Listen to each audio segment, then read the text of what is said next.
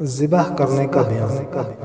مسئلہ نمبر 1، ذبح کرنے کا طریقہ یہ ہے کہ جانور کا منہ قبلے کی طرف کر کے تیز چھری ہاتھ میں لے کر بسم اللہ اللہ اکبر کہہ کر اس کے گلے کو کاٹے یہاں تک کہ 4 رگیں کٹ جائیں۔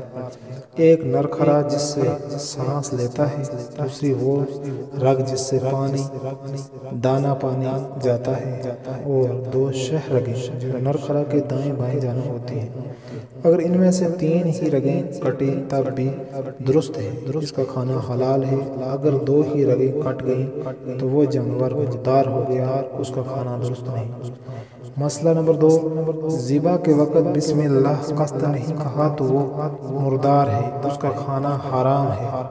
اگر بھول جائے تو کھانا درست ہے۔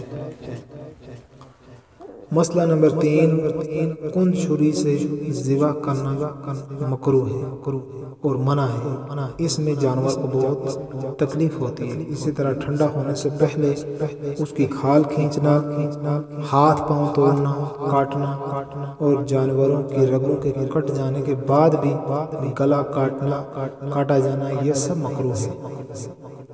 مسئلہ نمبر 4، ذبح کرنے میں مرغی کا گلا کٹ گیا، اس کا کھانا درست ہے مگر وہ بھی مکروہ بھی نہیں، البتہ اتنا زیادہ ذبح کر دینا یہ بات مکروہ ہے، مرغی مکروہ نہیں ہوئی۔